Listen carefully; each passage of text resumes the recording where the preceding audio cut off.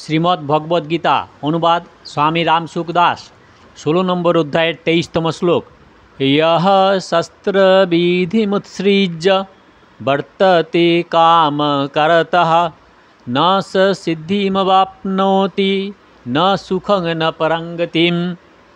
যেসব ব্যক্তি শাস্ত্রবিধি পরিত্যাগ করে নিজেদেরকেই খেয়াল খুশি মতো আচরণ করে তারা সিদ্ধি লাভও করে না, সুখও পায় না এবং পরমগতি বা মোক্ষও লাভ করে না।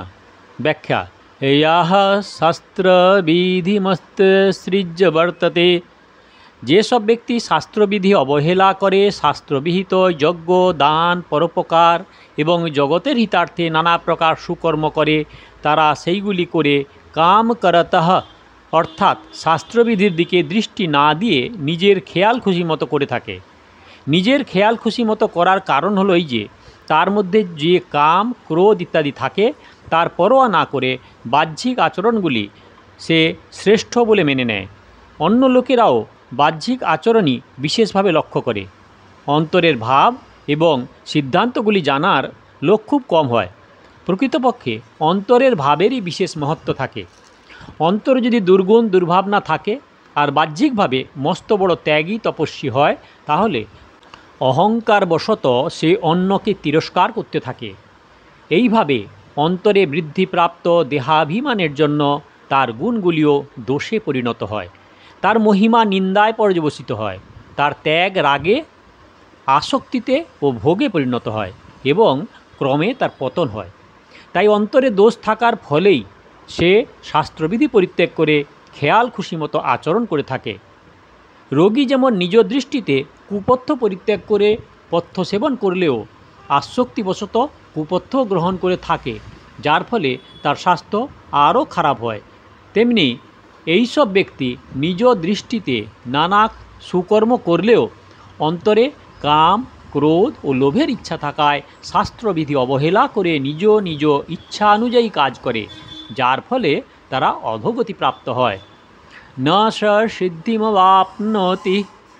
আসুরি সম্পদ বিশিষ্ট যে ব্যক্তিগণ শাস্ত্রবিধি পরিত্যাগ করে যজ্ঞাদি শুভকর্ম করে তাদের ধন, মান, মর্যাদা ইত্যাদির রূপে কিছু প্রসিদ্ধি লাভ হলেও প্রকৃতপক্ষে অন্তরের শুদ্ধিরূপ যে সিদ্ধি তা তারা প্রাপ্ত হয় না।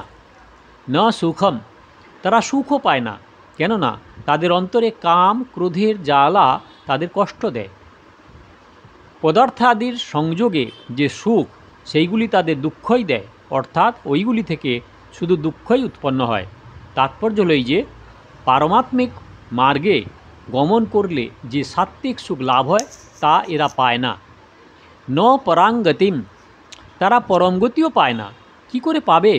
প্রথমত পরমগতিতে তারা মানেই না, আর যদিও মানে তাহলে তারা তা লাভ করতে পারে না, কারণ কাম, ক্রোধ আর লোভের জন্য তাদের কর্ম সেই রূপই হয়ে থাকে। সিদ্ধি, সুখ এবং পরমগতি লাভ না করার তাৎপর্য হল এই যে এদের আচরণাদি শ্রেষ্ঠ হওয়ায় এদের সিদ্ধি, সুখ, পরমগতি প্রাপ্ত হওয়া উচিত, কিন্তু অন্তরে কাম, ক্রোধ, লোভ, অহং, অভিমান ইত্যাদি থাকায় তাদের এইসব শ্রেষ্ঠ আচরণাদিও কুফলে পর্যবসিত হয়, যার জন্য তারা উপরিউক্ত ফল লাভ করে না। যদি মনে করা হয় যে তাদের আচরণই মন্দ, তাহলে ভগবানের ন স সিদ্ধিমবাপ্নোতি ন সুখং ন পরাঙ্গতিম এইরূপ কথার কোনো অর্থ হয় না, কারণ প্রাপ্তি হলেই নিষেধ আসে।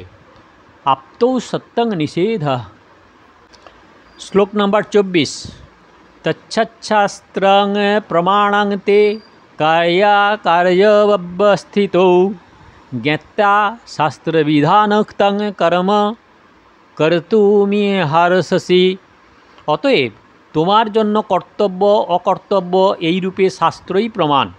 এইরূপ জেনে তুমি ইহলোকে শাস্ত্রবিধি সম্মতভাবে নিয়মিত কর্তব্যকর্ম করতে সচেষ্ট হও। ব্যাখ্যা: তস্মাৎ শাস্ত্রং প্রমাণং তে কার্যব্যবস্থিতৌ।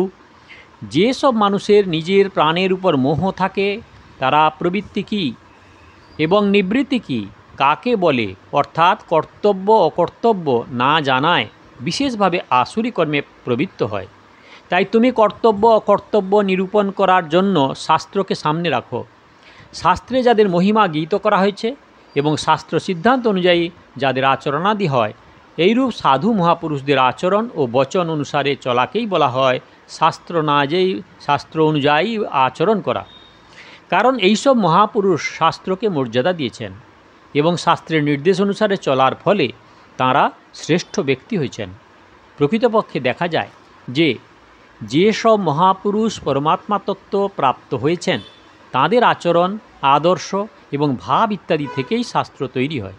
শাস্ত্রং প্রমাণম এর তাৎপর্য হল যে ইহলোক ও পরলোকের আশ্রয় নিয়ে যারা চলে তাদের কর্তব্য অকর্তব্যের ব্যবস্থাকে শাস্ত্রই হলো প্রমাণ।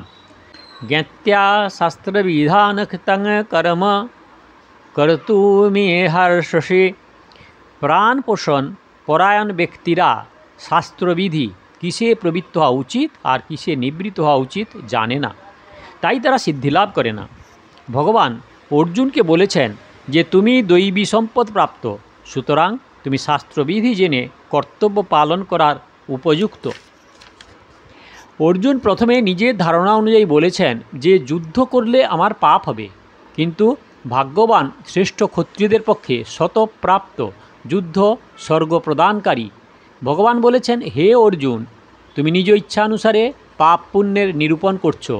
এই ব্যাপারে তোমার শাস্ত্রকে প্রমাণ হিসাবে নেওয়া উচিত। শাস্ত্রের নির্দেশ অনুযায়ী তোমার কর্তব্য কর্ম করা উচিত। এর তাৎপর্য লই যে যুদ্ধরূপ ক্রিয়া বন্ধনকারী নয়, আসলে স্বার্থ এবং অহং অভিমান নিয়ে করা শাস্ত্রীয় ক্রিয়াদি যজ্ঞ দান ইত্যাদি বন্ধনকারক হয় এবং নিজ ইচ্ছানুযায়ী করা শাস্ত্রবিরুদ্ধ কর্মগুলি পতনের কারণ হয়। স্বতঃপ্রাপ্ত যুদ্ধরূপ ক্রিয়া ক্রূর এবং হিংসাত্মক রূপে প্রতিভাত হলেও তা পাপজনক হয় না। তাৎপর্য লই যে স্বাভাবিক নিয়ত কর্ম করলে স্বার্থবর্জিত মানুষ কখনো পাপভোগী হয় না, অর্থাৎ ব্রাহ্মণ, ক্ষত্রিয়, বৈশ্য, শূদ্র এদের স্বভাব অনুযায়ী শাস্ত্র যে নির্দেশ দিয়েছে সেই অনুসারে কাজ করলে তারা পাপভোগী হয় না। পাপ হয় স্বার্থ, অহং, অভিমান এবং অন্যের অনিষ্ট চিন্তা করলে।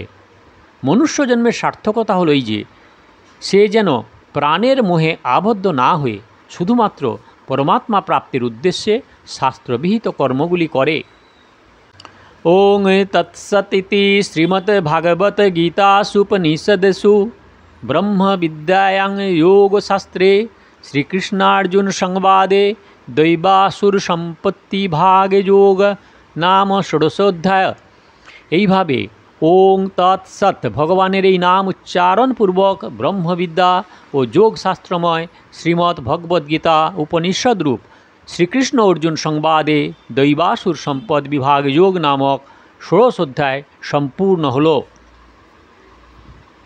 এই ষোড়শ অধ্যায়ের নাম দৈবাসুর সম্পদ বিভাগ যোগ, কারণ এই অধ্যায়ে যে দুইটি সম্পদের কথা বর্ণিত হয়েছে তা একটি অপরের একেবারেই বিপরীত, অর্থাৎ দৈবী সম্পদ কল্যাণকারক এবং আসুরী সম্পদ বন্ধনকারক। এটি নীচ যোনি ও নরকে নিয়ে যায়। যে সাধক এই দুই বিভাগকে ঠিক মতো জেনে যায় তিনি এই অসুরী সম্পদ সর্বতোভাবে পরিত্যাগ করেন। আসুরী সম্পদ সর্বতোভাবে পরিত্যাগ করলেই দৈবী সম্পদ সতই প্রকটিত হয়। দৈবী সম্পদ প্রকটিত হলেই পরমাত্মার সঙ্গে সম্বন্ধ জাগ্রত হয়। এ হলো ষোড়শ অধ্যায়ের শ্লোক নাম্বার 23-24 এবং ষোড়শ অধ্যায়ের সমাপ্তি। দয়া করে সাবস্ক্রাইব করবেন, লাইক করবেন, শেয়ার করবেন। আর সাধকগণ সাধক সঞ্জীবনী শ্রীমদ্ ভগবদ্গীতা শুরু থেকে শোনার জন্য কাকন বাসুতে ক্লিক করে ভিডিও দেখুন আর আগের ভিডিওর জন্য দয়া করে অপেক্ষা করুন।